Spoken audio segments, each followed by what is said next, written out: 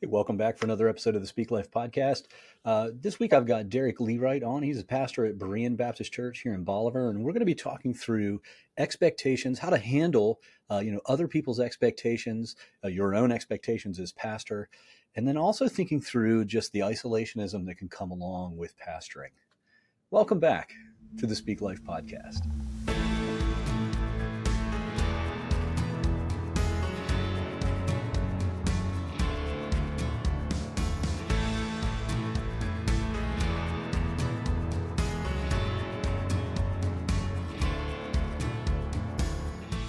Hey, welcome back for another episode of the Speak Life podcast. This week I have Pastor Derrick Lewright. He's the pastor at Berean Baptist Church here in Bolivar. Derrick, welcome. Well, thank you very much. It's great to be on your podcast. I've been watching and listening to several of your episodes and putting out some great material for pastors and very encouraging. Thank you so much. Well, thank you, and I'm excited to continue to do it. So the very first podcast I ever did was the one you asked me to do not that long ago. We were talking about Really? marriage and things like that. That actually, just for full disclosure to you, that I'd been thinking about this for a while, and then actually doing one really just helped me to see, okay, so this is I can do this, and help me to know how to jump in. So thank you for that invite. I appreciate it. That's awesome. I enjoy doing podcasts. We've been doing it for about 3 years now here out of our church and bringing on guests, talking about topics. And So Derrick, why don't you tell us a little bit about yourself, your family, your history and ministry, things like that. okay. So I've been married for 28 years to an amazing woman who has been with me on this journey of ministry and life and everything. Fantastic. We've got 3 kids. Our 2 oldest boys are now married, and our daughter is a senior in high school, getting ready to graduate. And so we're very excited about that. Another month and a half, and she will be finished. And maybe the pride and joy, at least for right now, is we also have a granddaughter, and she's about a year and a half old right now. Our oldest son, our daughter-in-law.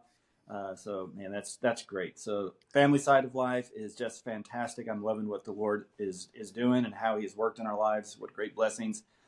Ministry, I've also been in ministry 28 years. My wife and I got into ministry right after being married in Bible college. Ministry experience is kind of diverse. We started off as youth pastors.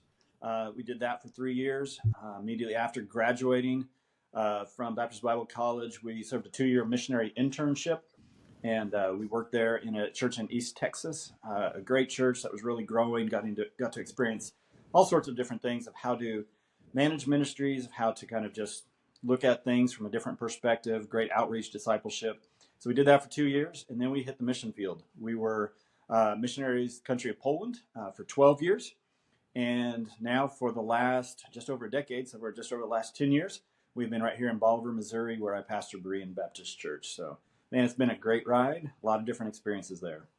Yeah, absolutely. And as you were talking, I'd forgotten how much similarity there is between our families. Yeah. So you were, of course, on the mission field overseas, and Julie and I were on the mission field here in the U.S. with North American Mission Board. But also just that we're at that happy, interesting, and I'll say a little bit sad place of transitioning into empty nest with Sure. the youngest, the only daughter, getting ready to finish high school and move out. So for all of you listening, actually our daughters go to high school together. They just got back from their big senior trip, and we were just talking about how exhausted they are, having come back from that. What was it, 20 hours on the bus the first day? Something like that. They said it was miserable. Everybody, it's like, yeah. Everything else was great. The bus ride is not so great. Yeah, maybe not so much. And then the other point of overlap is I think I only taught one of your boys, but I taught both of your daughter-in-laws here at SBU, and so just lots of points of connection. Your wife, of course, works here at SBU with me, and so tons of overlap between us there. So, with all of that being said, it's funny. I know what topics you're going to be bringing up and speaking into the idea of loneliness. The idea of having people that you overlap life with and being able to connect is so important in that. Talk a little bit about the top 2 or 3 greatest challenges you've seen or experienced in ministry and what you talk about to deal with some of those challenges. Okay.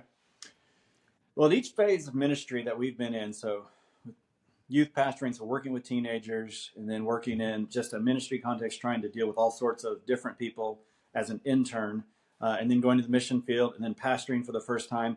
Every one of those had either spoken or unspoken expectations, um, some of which were rather heavy, other things that maybe they weren't as heavy, but they were just always present. And in ministry, that can be difficult because you're ministering with or to lots of different people. And so one person might have a certain expectation of you, another person might have another. If you're an associate or an Hmm. intern, then you've got a pastor who has expectations of you, and they may be conflicting expectations. One person may want you to do more of this, but the other person has the expectation, well, you should be doing less of that. Yeah. And you're like, okay, you can't win for losing. Um, and then specifically with pastors, because I know that this podcast is directed to pastors. Usually when you come on as a pastor, somebody else has left. And so there's been a transition out of ministry, whether that is maybe somebody's been there for a long time and they retire. That's usually a good transition. But Hmm. so very often that's not the case. It's a pastor leaves, the church is maybe in decline, declining attendance, declining offerings, so on and so forth. And so the church is looking for somebody and they have very specific expectations. And so they want them to bring up the attendance and bring up the offerings and revamp the children's ministry. And they want you to minister to the seniors. But that might not be actually what the church needs. That might not be the gifting of the pastor. And so a lot of times expectations just don't match up. And it just creates a lot of stress and friction on the inside. And it can create a lot of stress and friction within the family.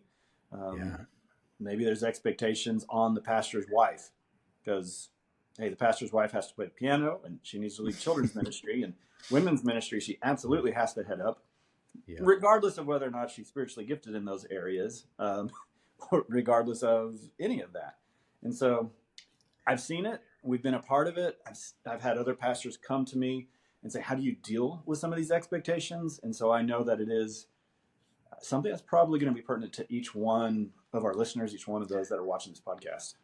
Absolutely. And so it's interesting. So we can just start with that generic one, just say expectations. Yeah. And immediately we can start thinking through different ways that that comes up. You mentioned unspoken expectations, Mm-hmm. which are a common theme. That's actually so a little bit different track. That's one of the, I would argue, main reasons that divorces happen is because there are unmet expectations that Yeah. often start as unspoken expectations. And so people don't realize what it is they want. So when there's unspoken expectations, unmet expectations, that's a huge issue. When there are conflicting expectations, the pastor's maybe leaning in one direction, or somebody else on staff is leaning in a direction, and maybe some of the deacons in the church are heading in a different direction. I'm not trying to pick on deacons, just I'm thinking about different constituencies within Yeah. the church, all the different stakeholders, if I can use that business term, uh, maybe have competing agendas, competing expectations, and there are challenges that go along with that.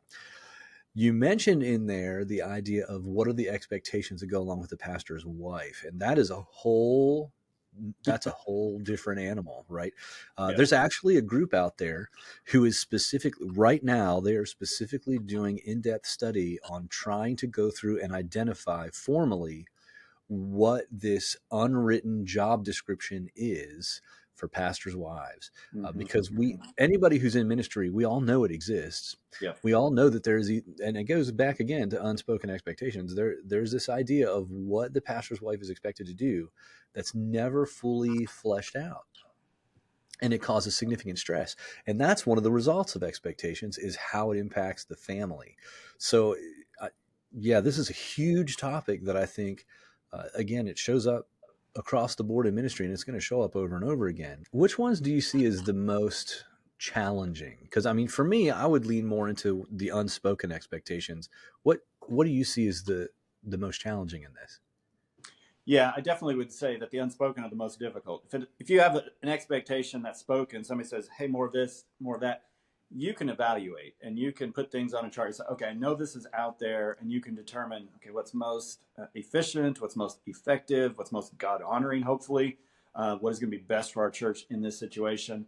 But obviously, the unspoken expectations, those things that is, you just feel like there's a tension in the room. It's like, I don't know what's wrong here. I don't know what somebody is thinking, whether that's pastoral staff or church members or a group in the church, whether it's the senior adults or the youth or Mhm. the college class.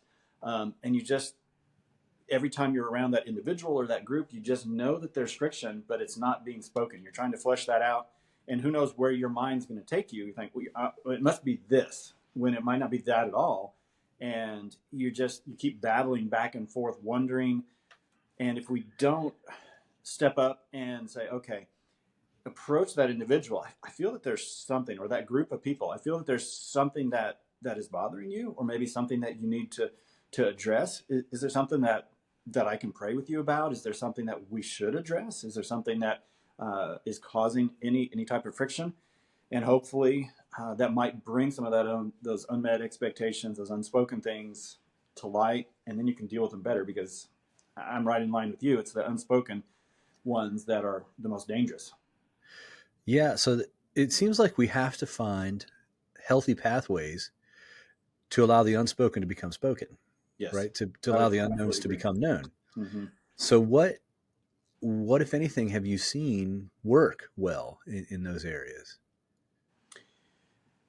For me personally, is just to be very, very honest. My personality, and it might be from being over in Eastern Europe for about 10 years, is to get to the point. There are Mhm. certain things that we do here in the United States where we like to dance around issues as opposed to confronting issues. And early on in ministry, that's where I was too. It's like, well, this is the American way of doing things. This is just kind of our culture.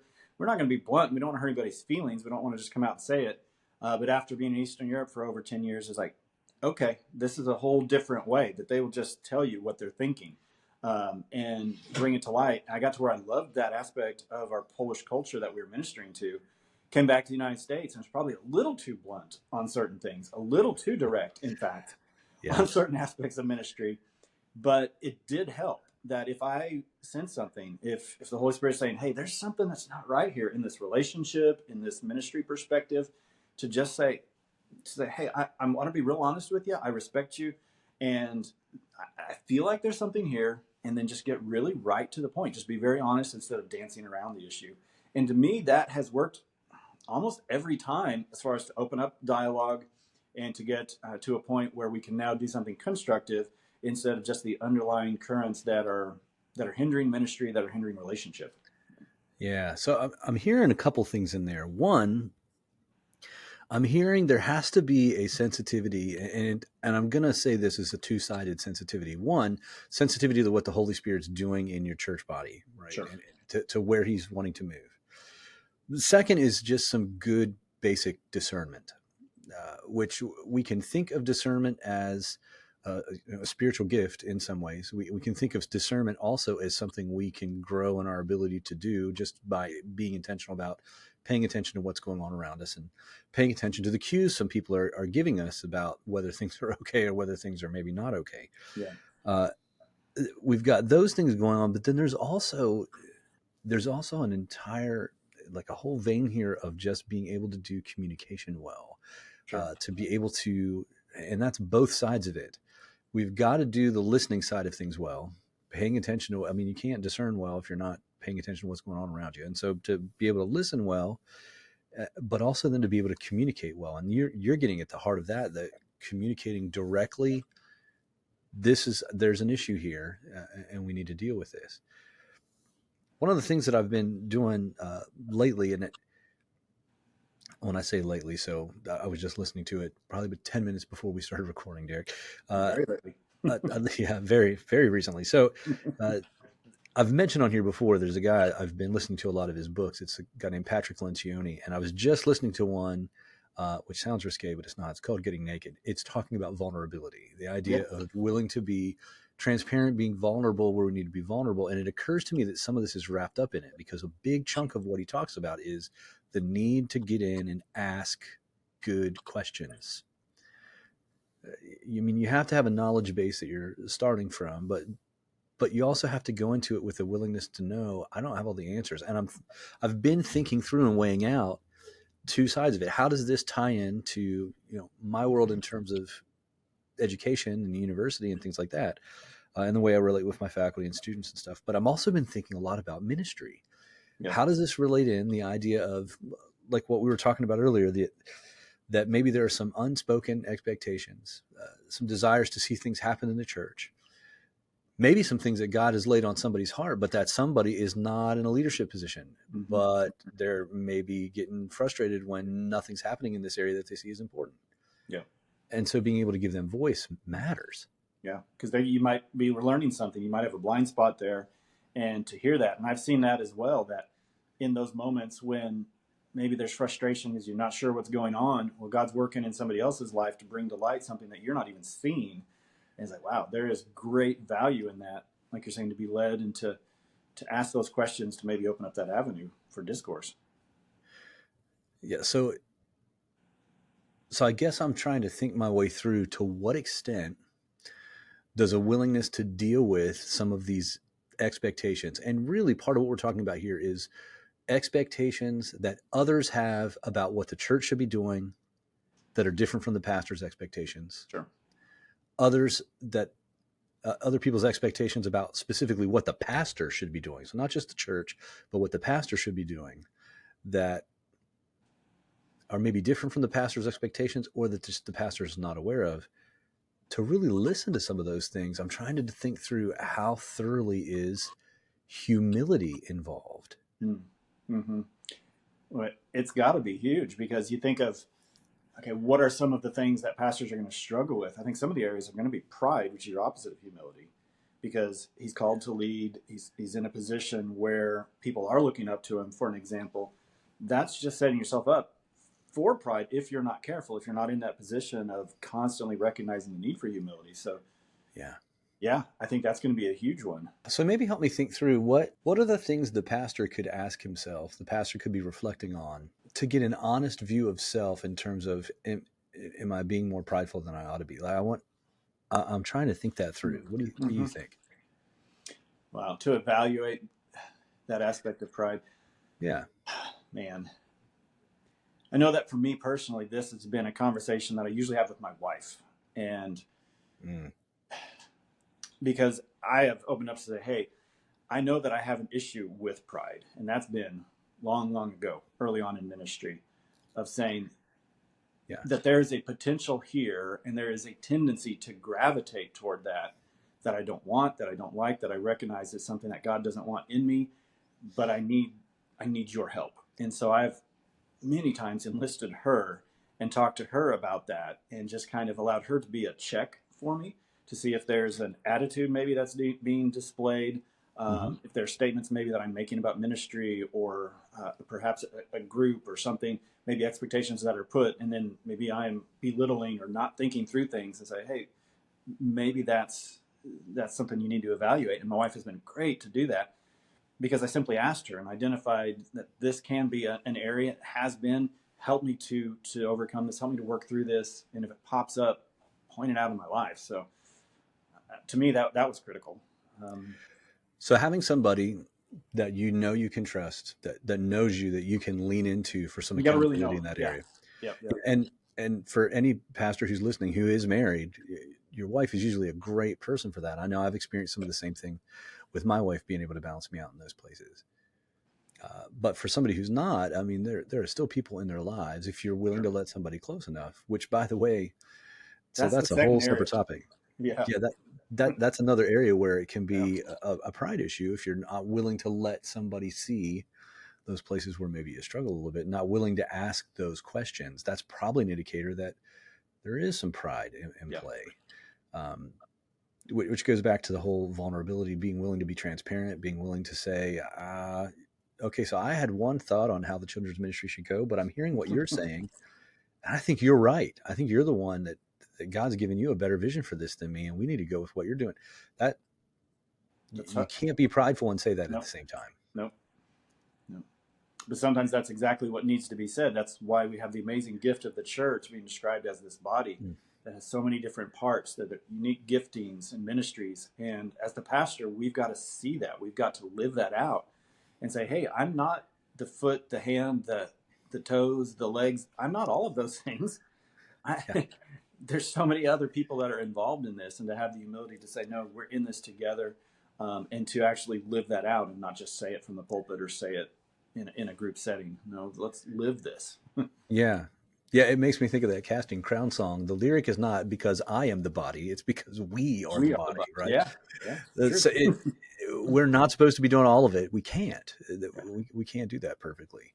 So that should open the door to hear about some of those other expectations, but it also starts to get at that topic of isolationism that you mentioned. Hmm. Yeah, for me personally, this is the one that has been the most difficult. The expectations have always been there going into different types of ministries because you're just dealing with people. But with isolation, I never had a mentor in ministry. Like you're talking about somebody who's close, like say Yep. somebody maybe who's not married, but they're in ministry right now. You can still have a close relationship. I never had that mentor who had come alongside and just did life with me that really kind of held your hand, so to speak. And so there have been many times in my life in ministry where I just felt like, okay, I'm kind of out here on an island. I'm not sure what to do here. I don't really have anybody I can talk to. I've got friends, but I didn't have like friends, like really, really close people that you can just talk to everything Yeah. about. And that has been, I'd say, virtually my entire ministry. And so that topic kind of hits home. It's like the other day, in fact, my wife and I had this conversation about a week ago, and she asked me, "Do you desire to have that really, really close friend?" And my answer was yes and no, because I've never had that close mentor in ministry. Have always kind of felt a little bit isolated. I just got used to it and kind of had adapted and had figured out what that looked like in our ministry and in our context.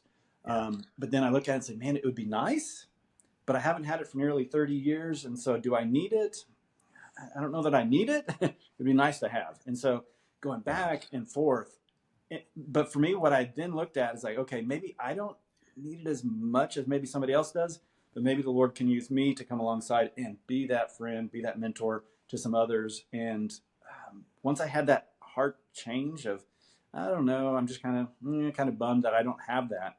And maybe God wants me to minister to somebody else. That helped me a lot personally. Yeah. Yeah. I can understand that. When I wonder how many of our listeners can get the idea of, uh, I wonder how many men struggle with this, right? Oh, I think a When I was lot. using words like vulnerability and transparency, those aren't man words, No, if I they're can put it scary. like We that, run right? from those. Yeah, no, that's not the direction we usually move. No. And we will frequently have the blessing of somebody in our lives, often maybe a wife who wants more of that from us, and that can create some consternation, especially early in marriage. I know it did in mine, of her wanting more from me than I was willing to give in some points early on. So I wonder if some of what goes along with feeling isolated, feeling disconnected, goes along with you were getting at the idea of earlier cultural difference between Yeah. Americanism and how things were in Poland in terms of communication. I wonder if part of American culture in terms of being a man is uh, just not connected to relating well. And I wonder how much that's American culture and how much that's just men, how Yeah, much that's we're a just good kind of question. wired that way. Yeah, I know I've seen statistics in ministry and stuff as far as pastors saying that they don't have a close friend, and that's a kind of a common thing. And like I get that. How much of it is cultural? Yeah, I'm not sure. That's really interesting to ponder. Yeah. You got me on a rabbit trail I might have to pursue later.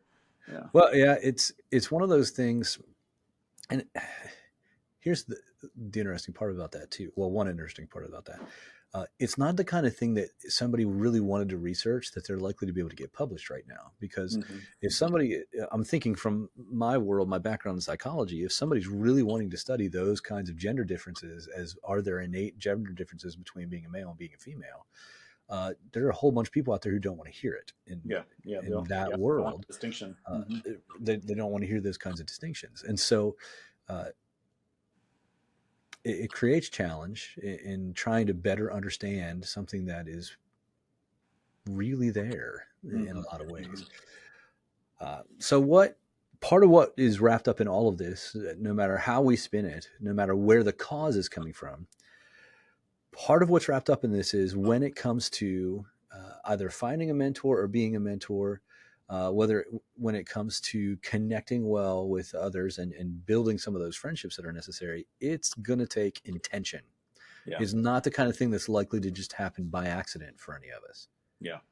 No, by the very nature of it, I don't think it can happen by accident. I mean, that mentoring, that close relationship requires an intense investment in time, and you just don't stumble Yeah. into tons of free time. You have to say, no, there's Yeah. a purpose in this, and I'm going to pursue that. When I could be doing a million other things, I need to pursue that type of mentoring relationship. So yeah, no, it has to absolutely be intentional. Yeah. So it has to be intentional in terms of we have to make it a priority. Mm-hmm. And it has to be intentional in terms of we have to make time for that priority to be lived out and to come to fruition. So,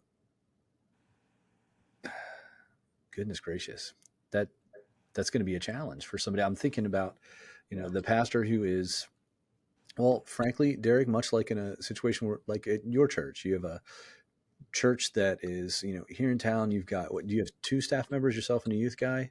Yeah. Well, we've got three now. We have a youth Okay. guy, and we also have a couple that's a missionary intern. And so they just came on 2 months ago, and so we're excited to have them. But yeah, not a huge staff, Yeah. but there's a few of us.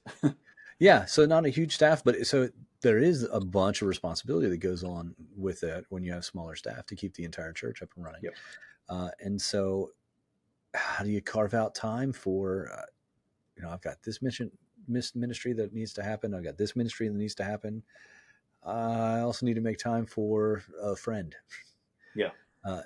And really, again, speaking into, is it a priority or not? Mm-hmm. Mm-hmm. Yeah. And I think we, as those in ministry, I think we quickly deprioritize those relationships because ministry comes first. We don't want to say that. And hopefully it's not coming before our family. Right. But a lot of times those ministries are going to come before the personal relationship that a pastor might have with somebody else, as far as in ministry, somebody that they can learn from or somebody that they can mentor themselves, that they can pour into. Yeah. It goes back to that notion of, serving God, serving others, and then self comes in last, Yeah. which seems pretty scriptural, right? Take up your cross Yeah. daily and follow me, deny Sure. self, Yep. those kinds of ideas. And I'm not saying we shouldn't do those things, Mm-hmm. but I am saying there are some things we need to pay attention to in terms of also recognizing that we're not meant to be an island. We're not meant to go through and not have those connections. In fact, the one thing in the whole creation story when God said something wasn't good was recognition for a man to be alone. And so Yep. we're built for connection with other people, because it occurs to me that when God did that, that's actually a really interesting little section of scripture. And I'm going to rabbit trail on it very briefly.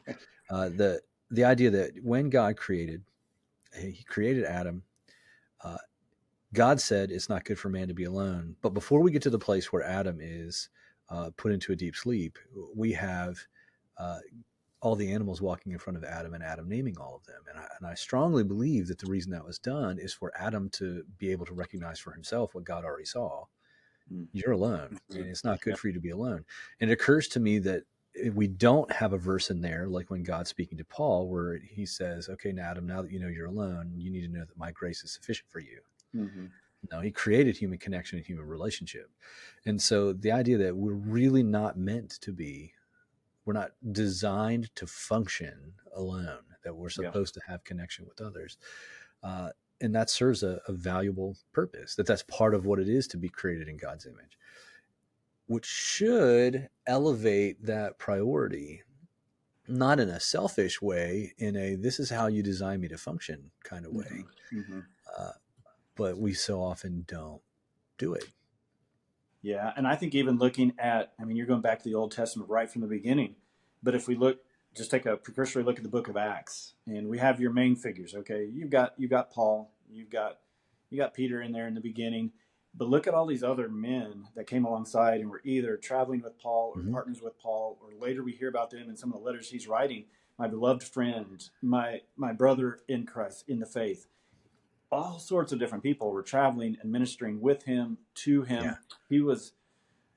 He was close to certain people. He was closer to others. But you cannot deny that there are a ton of people that Paul was speaking into, and people that were speaking into Paul's life, because he just gets out there and he says it. And so, Yep.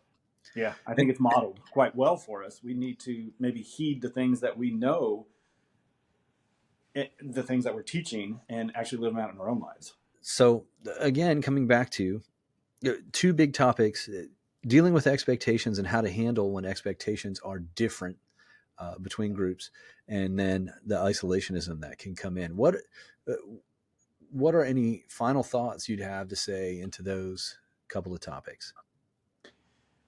On the expectations, which again, that's, as I said, that's probably going to be easier for me because that isolation hits home a little bit. Mm-hmm. So on the expectation side, I know what has helped me a lot is to understand that you can't meet everybody's expectations. I mentally understand that, and I think I understand that even in my heart. It's like, yeah, I'm not going to be able to meet everybody's expectations, and it's probably not even going to be healthy for me to try to. I do need to try and listen. Like you said earlier, that communication process is going to be incredibly important. But to understand that while I'm not going to be able to meet everybody else's expectations, that there are expectations that God has given in His Word that are very clear, and that if my focus is really to try and meet those expectations, the other things will fall in line. Those Yeah. ministry aspects, they will be right because the relationship that I have with God is right, and my pursuit is right. And then as long as I'm keeping that door to active communication open, any expectations on the horizontal level, those will go a little bit better. So Yeah. that has been the way that I handle it. Just say, okay, there are expectations, but there's one whose expectations I must meet. That's the Lord. So, Yeah, absolutely. And so again, that's speaking back into, the priorities. Yep. yeah, What's most important, what the Lord wants is most important. And sometimes I see that clearly, and sometimes somebody else in the church might see something I didn't see. And so yep, being willing to have the humility to handle that well. yeah. Uh, The isolation side. Uh, Again, I mean, I think you have really addressed it quite well. That it has to be something of intentionality. First, we have to see the need, and so maybe even through a podcast like this, maybe somebody's realizing, yeah, that kind of is me. I feel like I'm a little bit out there, a little bit isolated. So if we see the need, step up, say something, speak to someone. Um, Depending on what group a person might be in, maybe there's an association of pastors, maybe there's um, others that maybe are getting together, and maybe for one reason or another you're not involved in that, or um, involved to a limited extent. Maybe just step out and see what it would look like to be more involved, to be maybe vulnerable when we yeah. don't want to be, but to take that step and say, I know that there's a need here. And I had to come to that point. Again, I don't have that close relationship, but there are a few men who I have the privilege of kind of just doing life together, walking together, and being a little bit more of a mentor. Guys that are much younger in ministry than I am, and I'm glad to do that. I'm glad to pour into them. But again, it does take that intentionality, the recognition that there's Yeah. a need, and then you just keep walking, keep moving in that direction. Yeah. Yeah. Yeah. No, sounds good. Thank you for being willing to share, and just for your transparency there. When it's something that we're personally dealing with, it's not always the easiest thing to trot Yeah. out in front of an audience to talk about, but there's such huge value in that, to just give voice to, yeah, this is a real thing. Sure. It I'm is. dealing with it too. Yep. And so being intentional about working on it. Derrick, thank you so much for being on the podcast today. I think we're at that place where we're pretty well out of time. And so I really appreciate you being on. That's great. For all of you listening, thanks so much for joining me today. And we'll have a new episode for you next week. God bless.